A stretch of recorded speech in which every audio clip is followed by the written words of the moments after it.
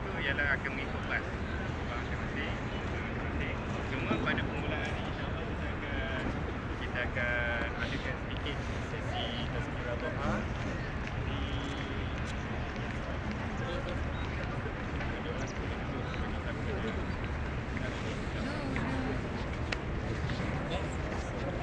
Assalamualaikum warahmatullahi wabarakatuh. Alhamdulillah wa subhanallah. Allahumma salli wa sallim ala sayyidina Muhammad sallallahu alaihi wasallam wa ala alihi wa sahbihi. Ini kan suara ya? Ini Fatih. Ini sama saya Farhan. Saya Ustaz Raini. Jemaah yang dikasihi. Ibu ayah, mama, adik-adik dan kakak sekalian, alhamdulillah. Pertama kali marilah sama-sama kita panjatkan syukur kita kepada Allah Subhanahu wa taala. Dengan rahmat, inayah, hendaknya kita bertemu di bumi Madinah ini. Tuan pun tak kenal saya dan saya pun tak kenal tuan-tuan. Tapi dengan asbab kita datang maka kita bertemu di sini. Mudah-mudahan pertemuan ini akan berlanjutan sehingga ke akhirat. Baik, pada pagi ini kita ada sejarah dalam Masjid Nabawi atau sejarah luar ini. Sana gelap. InsyaAllah saya akan sebut beberapa perkara untuk diri saya dan tuan-tuan. Apa yang saya nak ungkapkan pada pagi ini berkenaan dengan pertanyaan Imam Al-Ghazali rahimahullah ta'ala kepada anak muridnya sekaligus kepada kita sendiri. Yang pertama, Imam Al-Ghazali rahimahullah ta'ala tanya kepada anak muridnya sekaligus kepada kita, apa yang paling dekat dengan kita, tuan? Apa yang paling dekat dengan kita? Boleh jawab? Tapi ada yang mengatakan anak muridnya yang dekat dengan kita adalah ibu dan ayah kita. Yang dekat dengan kita adalah kaum keluarga kita, isteri dan segala-galanya yang hampir dengan kita. Dan Imam Al-Ghazali rahimahullah ta'ala menyebut bahawasanya benar, bahawasanya ibu, ayah, adik, kakak, sanak, saudara, harta benda itu memang dekat dengan kita. Tetapi yang paling dekat dengan kita adalah kematian kita, yang sehari demi sehari berangsur-angsur hampir dengan kita yang kita melupainya. Tuan-tuan datang ke Mekah Madinah ini membawa berbagai-bagai, sekurang-kurangnya 3 biji beg. Beg besarnya, beg kecilnya, beg galaknya, beg kasurnya, tak beg. Kenapa? Kerana kita musafir. Kita perlukan benda itu. Tapi Imam Ghazali mengatakan kepada kita, apakah persiapan kita untuk kita masuk ke yang kubur? Bagaimana yang disebut dalam surah Al-Imran ayat 185. Kullu nafsin za'iqatul maut wa innama tuwaffawna ujurakum yawmal qiyamah faqad faz. Mal hayatud dunya illa mata'ul ghurur. Yang hidup pasti akan merasai mati. Dan pada hari akhirat Allah akan sempurnakan segala pahala. Pada hari akhirat kita nampak pahala yang kita buat di atas dunia ni. Dan sesungguhnya bahawasanya apa ni, orang yang hidup di atas dunia ini dia akan melaksanakan apa yang dia buat, apa yang dia lakukan, dan akhiratlah Allah akan uji kita dengan kematian itu. Oh, yang sebaik-baik, yang kematiannya yang baik, maka Allah akan balas kita yang baik.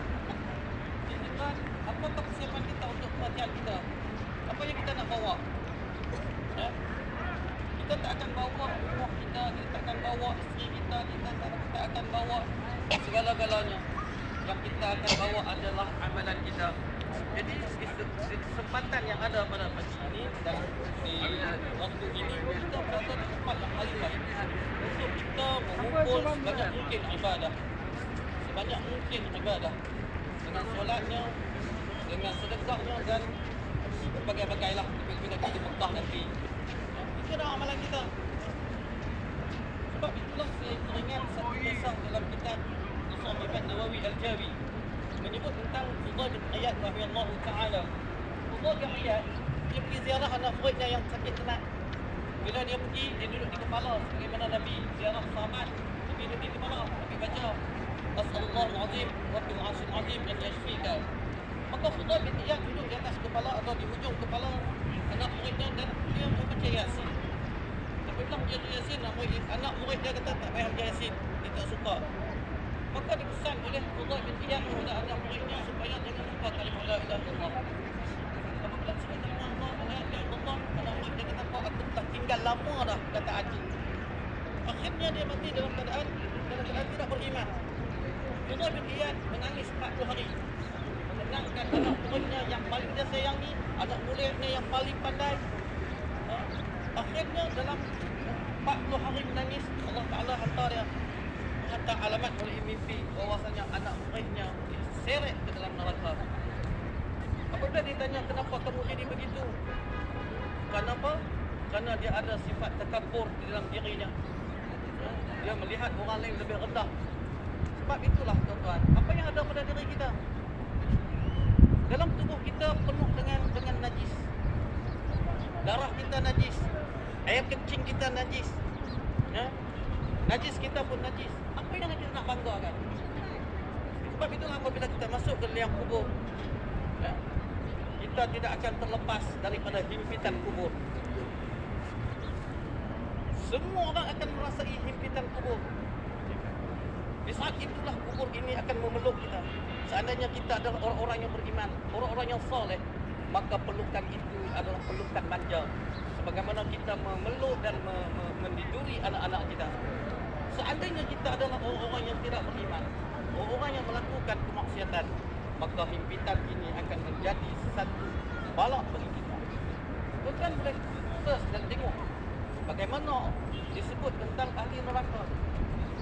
Ahli neraka di hari kiamat nanti akan dibesarkan tubuh mereka. Gigi gerahamnya sebesar Uhud. Gigi geraham sebesar Uhud. Uhud sebesar 7 km. Apabila ditanya kepada baginda Nabi, besar mana ahli neraka? Disebut seandainya seorang memacu kuda di sebelah kanan, bahu kanan ke sebelah kiri, maka 3 hari baru sampai. Tempat duduknya sebesar Mekah Madinah, iaitu 400 km. Kenapa dibesarkan tubuh mereka ini? Kerana Allah ingin meletakkan mereka dengan azab yang pedih. Tuan-tuan buka dalam kitab Aqidah Ahlussunnah wal Jamaah, menceritakan tentang ahli neraka, menceritakan tentang azab neraka. Tak ada kata neraka ni itu senang. Tidak ada satu neraka yang kata senang. Semuanya tidak azab neraka. Akhirnya anak murid Fudail bin Iyad ini mengatakan dia telah hilang perkataan la ilaha illallah. Dia tidak beriman kepada Allah, sedangkan dialah anak murid yang paling hebat. Sebab itu dalam konteks seseorang itu berpulang kepada Allah, ingin memberi hidayah kepada seseorang. Seandainya sejengkal dia hendak masuk ke surga, Allah tarik ke neraka. Seandainya sejengkal dia adalah ahli neraka, Allah tarik dia masuk ke surga. Maka inilah peluang kita berada di bumi Mekah Madinah ini untuk kita melakukan taubat, membersihkan diri kita, meletakkan diri kita sebagai orang yang paling rendah di sisi Allah Subhanahu Wa Taala dengan kita berbangga diri. Sebab berbangga diri itulah kita melihat bagaimana iblis dia terkeluar daripada rahmat Allah Taala. Iblis jadi dulu daripada kita. Allah ciptakan iblis dulu lagi sebelum menjadikan Adam alaihissalam. Tetapi kenapa iblis ni tak ada ilmu kan? Iblis ni lebih pandai lagi. Tetapi kerana takabur dia, maka keluar dia daripada rahmat Allah Subhanahu Wa Taala. Dengan sebab itu jangan kita berputus asa daripada rahmat Allah Taala. Uhud, minta demi minta. Mudah-mudahan dengan rahmat Allah Taala itu kita boleh masuk dalam surga Allah Subhanahu Wa Taala. Baik, apabila ditanya kepada Imam Ghazali kepada anak muridnya, apa yang paling jauh di atas dunia ni daripada kita? Apa yang paling jauh? Surga. Apa yang paling jauh? Yang paling jauh adalah masa yang lalu. Masa yang lalu tak akan kembali kepada kita. Kalau orang tanya saya, apa yang kita nak? Saya nak jadi baby. Baby ni orang suka, pergi mana pun orang ambil, orang sambut, orang cium kita. Tapi masa tu tak akan berlalu. Kerana dia telah berlalu. Dulu semua cumi-cumi ibu-ibu ni. Ganteng-ganteng kata orang Indonesia. Hari ini kita telah berubah wajah. Dulu kita muda, sekarang kita sudah tua. Itulah masa yang akan berlalu. Walaupun kita tidak menggunakannya, ia tetap akan berlalu. Kak Syah Kak Syah tengok comel lagi tu walaupun berumur. Jadi masa itu perlu kita gunakan. Sebab itulah Allah bersumpah demi masa. Sesungguhnya manusia itu berada di dalam kerugian. Kecuali siapa dia? Orang-orang yang pesan kepada kebenaran, orang-orang yang pesan kepada kesabaran. Jadi pengurusan masa itu paling penting. Sebab itu dalam bahasa yang Raja sebut, bahasa nombor 1, masa paling penting kita nak mengurusnya. Kerana masa akan hilang begitu saja. Kalau kita tidak guna, dia tetap akan berlalu. Maka gunalah masa yang ada. Bukan ada di sini lebih kurang ada 2-3 hari lagi. Masuk ke masjid. Solat di dalam masjid. Buat ibadah sebaik-baiknya. Dan kita ambil duit banyak ni. Perempuannya 10,000 lebih nak datang ke sini Ustaz. Tak ada 10,000 tak sampai kita.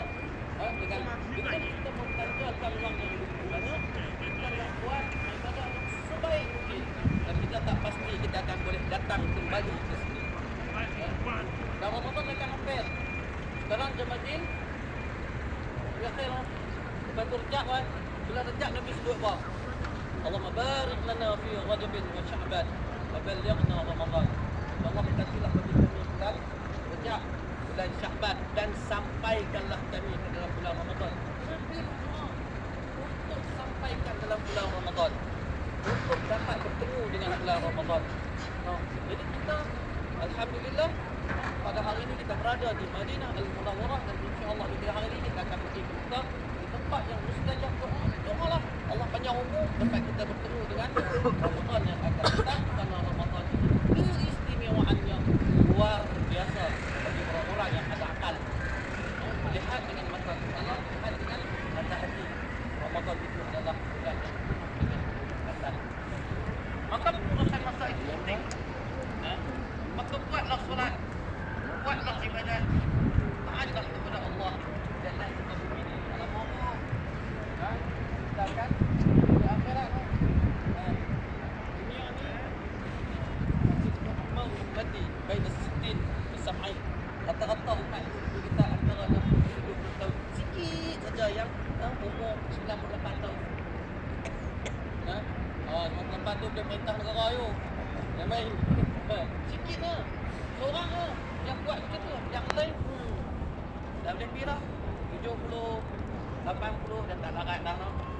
Jadi usia yang kita ada, umur yang kita ada, manfaatkan. Gunakanlah waktu ini untuk kebaikan, untuk kita dengan Allah Subhanahu Wa Taala. Jangan kita pedulikan orang lain. Jangan kita sibukkan dengan orang lain. Sibuklah diri kita dengan Allah Subhanahu Wa Taala. Kerana kita akan datang dan bertemu dengan Allah Subhanahu Wa Taala. Kita akan mati tuan, dan di akhirat nanti dia adalah kekal. Tuan datang bawa beg 2-3 biji. Datang 2 minggu je. 13 hari, sibuklah 2 minggu. Kan? Ni nak balik ke akhirat ni tak bawa balik apa? Bawa kurma pun tak bawa balik, zam-zam pun tak bawa balik. Bawa dua tank putih je. Mampukah kita nak jawab soalan-soalan Allah Subhanahu Wa Taala? Seandainya kita mengambil banyak tugas, semua akan ditanya.